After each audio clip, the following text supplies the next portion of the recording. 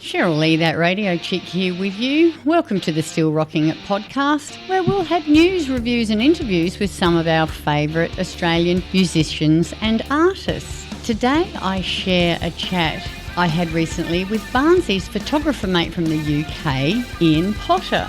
We're going to have a little preview of his book, Vintage Barns, Access All Areas. Ian shared touring and recording with Jimmy Barnes from 88 to 95 with an Access All Areas pass, taking thousands and thousands of behind-the-scenes photos which have now been published as a photo book.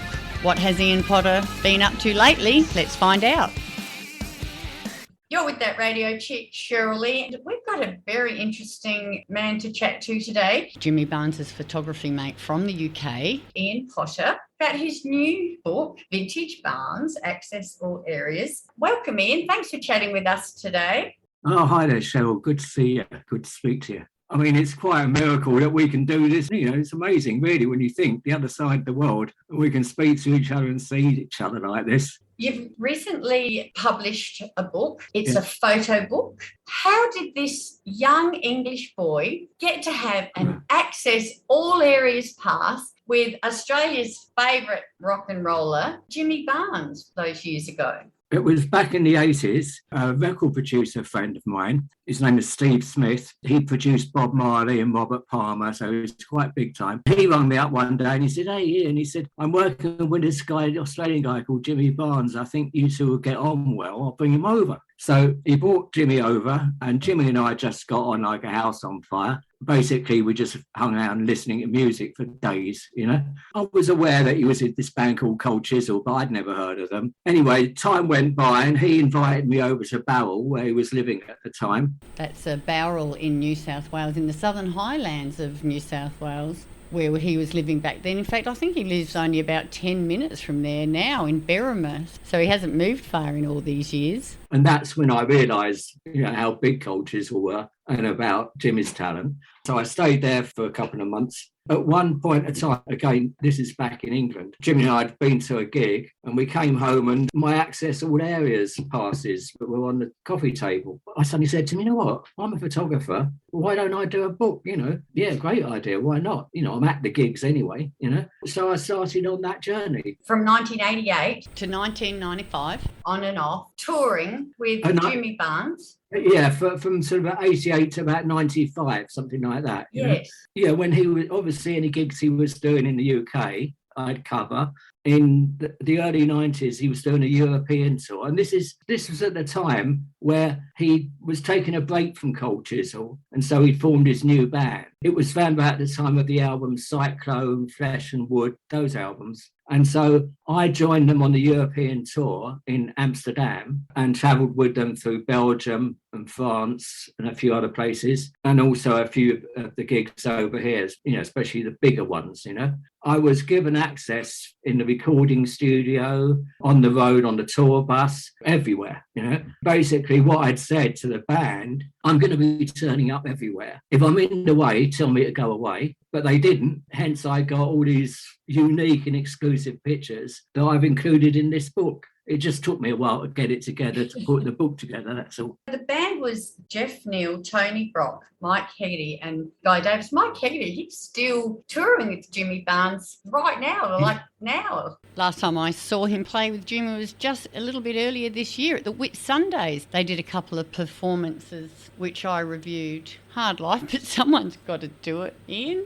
Yeah, I know he is. Yeah, he's been with him for years, you know. And what did they think of having you around all the time? Oh, they were really happy about it. I mean, well, we all got on really well anyway, you know. And they knew that I was seriously into music too. Yeah, it was easy. You know, we just gelled really well. You can imagine a lot of banter, you know, sort of being a Londoner and then being Australia, you can imagine. I think we'll have a quick song and chat more to Barnsey's photographer mate Ian after this. Ian and I found that we both really love this song, Stone Cold. And I'm stone cold in love with you. We'll talk about some of the content, but do you mind if I ask you, what made you decide to go black and white? Oh, I didn't want to do a book which was just a bunch of portraits. I wanted to try and photograph the feeling, the atmosphere. To do that, you can do that much better in black and white than you can in colour. It was all shot in black and white. Also, remember, in those days, it was all film. It wasn't digital. So it's quite stressful. You can't check to see that you've got everything at the time. With black and white, I think you can just get more of a feeling. Well, it was almost like trying to photograph the music, rather than just a load of portraits, of the band. Yeah, I think I know what you mean. Black and white tends to capture atmosphere somehow, magically. You're right. That word magically is right. I've been a photographer for years, and I can't tell you why that is. It just does. It might be that we're not distracted by colour, so we have to pay attention to the image more. Yeah, maybe. And also I think as well, because it's black and white, when you print the pictures, you can get more contrast. Doing that in colour, it would throw the colour balance and it would look a bit weird.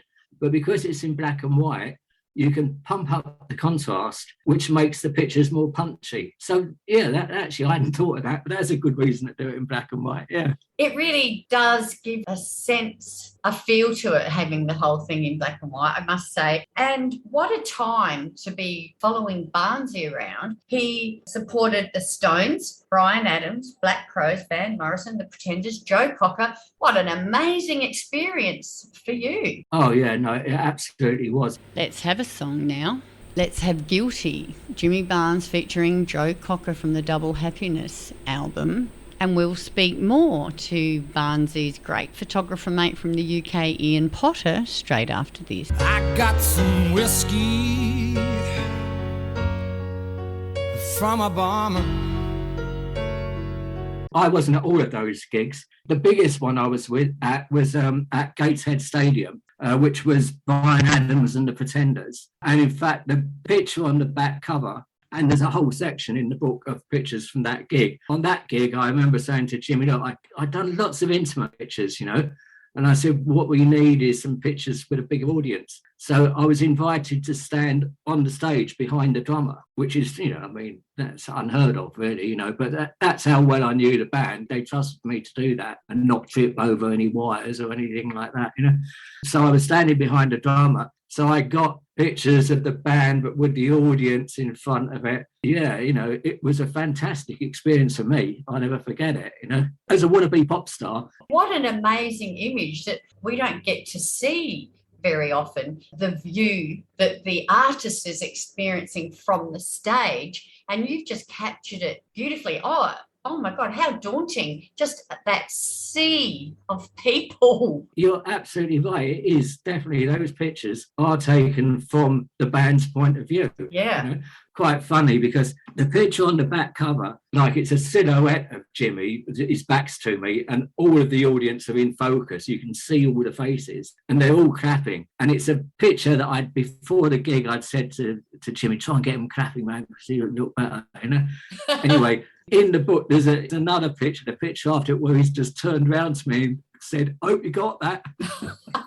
You did? Yeah, it's that intimate, we all worked on it together. I might have been the one holding the camera, but it was really a joint effort, I'm from South Australia, as is Jimmy. He's originally obviously from Glasgow, but he's South Australian in our book. All the good bands came out of South Australia. So if you're an Adelaide person, you have to be a Jimmy Barnes and a Cold Chisel fan. So on behalf of all the fans, we are so jealous of you and your experience, but also so thankful that you captured all those moments and put them all together in a book for us. That's so sweet of you to say that. Thank you.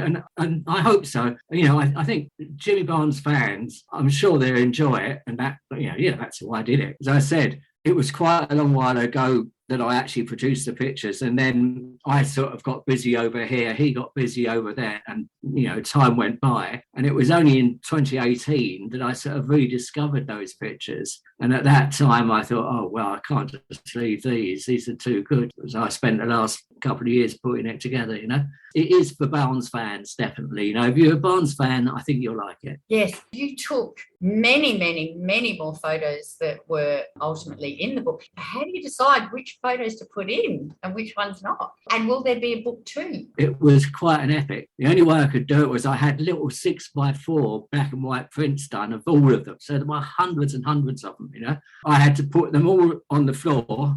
I stood on a stepladder to look down on them all and slowly started sifting them into groups, the pictures on the tour bus, the pictures in the recording studio, the pictures on stage. That was the first thing to do, From there, which ones were the best ones? It was quite a task, but it was an enjoyable task. As for the second book, I don't think so. There are lots of other pictures, but I chose the cream of the cream for this. I think I'd probably best leave it there. Never say never. But, if the demand was there, then obviously I'd think about it. But I know that I've got the best of them there. And I like the way the book is laid out. I've written some copy in it as well, sort of little bits of entertaining and informative stuff. Hopefully I've got the balance right. Let's have another song from Barnsey and that era that the book covers, Daylight. I'm just trying to cover up a little bit of daylight.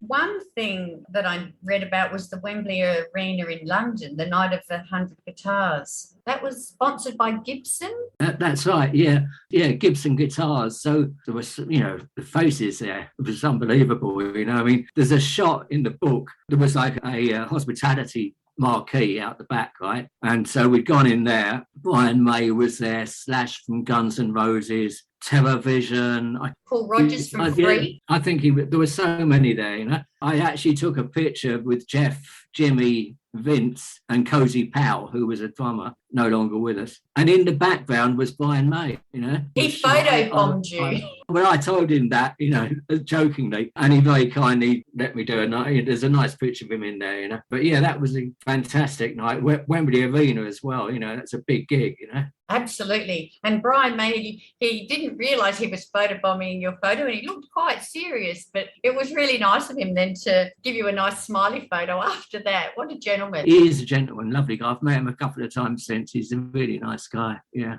I think the tour bus is a bit legendary, this bus that you all got about in. It was quite luxurious. I haven't been on a tour bus just recently, and I'm sure they've upgraded them even more, At the time, in the 90s, it was definitely top of the tree. It was a double-decker. You had a kitchen, video system, sound system, beds on the top deck. On the top deck, the front and back, you had these big panoramic windows with sofas, which was amazing, especially driving through somewhere like Paris at night time, you get a fantastic view of the place. The tour bus was luxurious. And also, we had a lot of fun and a lot of banter and a lot of laughs in there, A lot of sex, drugs and rock and roll. Yeah, and the rest of my time I just squandered. Yeah, that's right. One section of the book that I really loved was the photos taken in the recording studio when Barnsey was recording his 7th studio album, acoustic album, Flesh and Wood, in 93. Some of those photos that you've captured of Jimmy, in full concentration and just those moments in the studio that none of us would ever get to see, and you've just captured them beautifully. Oh, yeah, absolutely. I mean, that is so rare for musicians to allow someone to be in the recording studio when they're working like that. So I was very privileged to do that. The shots in the book were taken at Battery Studios in London, and they were mixing it there, really. The producer was a guy called Don Genham, who had been the producer for Crosby, Stills, Nash and Young, amongst many others. I was given total access in there. I got photographs where, they got so used to me that they forgot the camera was around, so they're not post pictures. I mean, this is proper pictures of musicians working. This is the side that the fans don't usually see. Yes.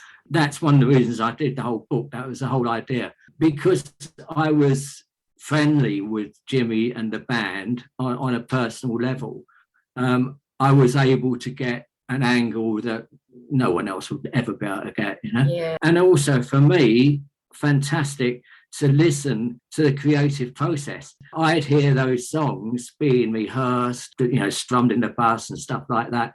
And then I would see the whole process from conception to playing around with it, rehearsing it, recording it, and then performing it. So over the years, because I wasn't with them constantly, but I was in and out over a long period of time. I know the songs as well as they do. Just unfortunately, I can't play them quite as well. Such an amazing experience for you, and we're so thankful that you were allowed to go and capture those amazing experiences on film and then to share them with us. So the next important thing is, if you're a Jimmy Barnes or Cold Chisel fan, this book is a must. But even if you're just an Australian music fan, it's a vintage book. Photos are vintage now, aren't they? They are now. It wasn't designed that way, but that's just the way I am. I was just keeping to my usual strict timetable, Yeah, exactly. Where can we get it? It is available at some shops in Australia, Dimmock's, I think, and a few others. But quite honestly, the best way to get it is online. And if you go to oceanreefpublishing.com, they're in Brisbane, right? Go to product, vintage Barnes, access all areas. All the details are there. I haven't done it myself, but I've been told it's a really, really simple. You just press a couple of buttons and you're there. If your listeners want a little preview on Instagram, if you go to Vintage Barnes, access all areas, there's quite a few pictures there and some promo trailers. So if you want to have a little look at it before you go and order it, then that's the way to do it. Well, that sounds good. Have a little sneak peek on Instagram and then get onto the Googleometer, Vintage Barnes in Potter. It'll take you to the website, and any Australian music fan, I think, is just going to love it. And thank you on behalf of all of us Aussies who love our music, especially our South Australian artists. Thank you so much for putting it all together and sharing it with us. And thank you so much for chatting with us about it today. Absolute pleasure, and thank you so much. Thank you, Ian. All the way from the UK by the magic of Zoom. Yeah, cheers now.